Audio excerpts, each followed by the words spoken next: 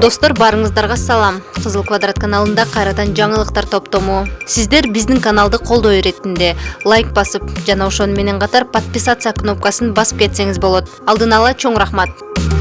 Токио Олимпиадасынын коло байгээси Мерим Жуманазарова Москвада өтө турчу күрөш боюнча эл аралык мелдешке катышып, россиялык Ханум Валиева менен кармашат.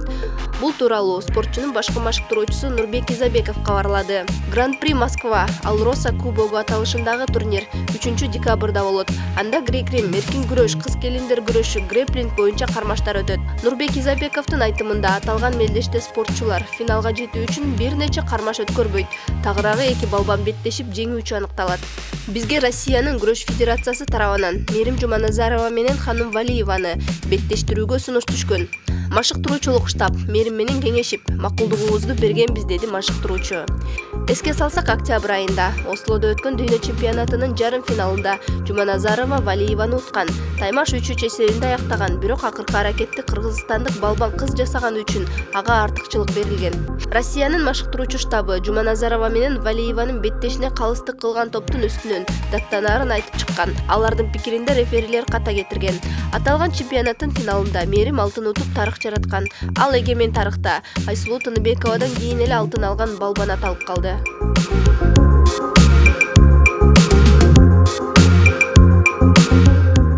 Президент Садыр Жапаров коомдо катуу талкуу жаратып жаткан электр энергиясы боюнча өзүнүн Facebook баракчасы аркылуу түшүндүрмө берди. Сиздерге толук маалымат берип коюуну туура көрдүм. Антпесе мени келе калып эле энергетика системасын кризиске батырып салгандай көрсөтүп сындап жаткан айрым жарандарыбыз социалдык түйүндөрдөн түшпөй жатышат, деп баштады сөзүн өлкө башчы. Андан соң президент акыркы 10 жылда бир дагы гез салынбаганын, суунун башында туруп кошуна өлкөлөрдөн кышкысын электр энергиясын сатып алып турганыбызды кошумчалады. Кыргызстан үчүн бул өтө уят иш. Арзан баада алса дагы мейли дейсиң го.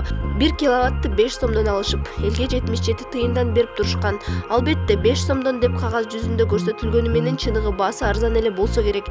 Калганы чоңдордун чөнтөгүнө кетип турган.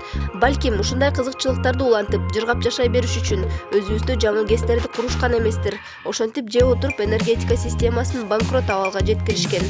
Жыйынтыгында 140 миллиард сомго жакын карызга батырышкан, деди Жапаров. Ошондой эле ал бүгүнкү күндө аталган сумманы энергетика министрлиги ички жана тышкы булактарга карыз экенин айтты.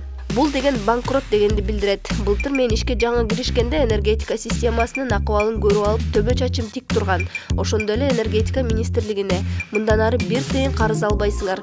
Импортту 5 сомдон алууну токтотобуз. Бизде өздүк наркы канча болсо ошончодон алабыз. Же өзүбүздөн иштеп чыгабыз деп тапшырма берген.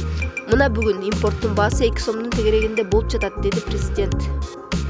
Жапаров учурда карыздардан кутулуу, кичи жана орто ГЭСтерди куруу башталганын айтты. Мунун аркасы менен 2024-2025 жылдарда энергетика системасы кризистен чыгарын кошумчалады.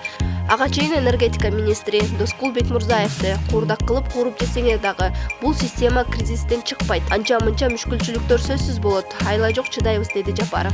Белгилей кетсек, Токтогул суу сактагычында суунун көлөмү төмөн болуп жаткандыгына байланыштуу быйылкы күз-кыш мезгилдеринде электр энергиясынын тартыштыгы жаралды. Мындан улам энергетиктер жарыкты үнөмдүү пайдаланууга чакырууда.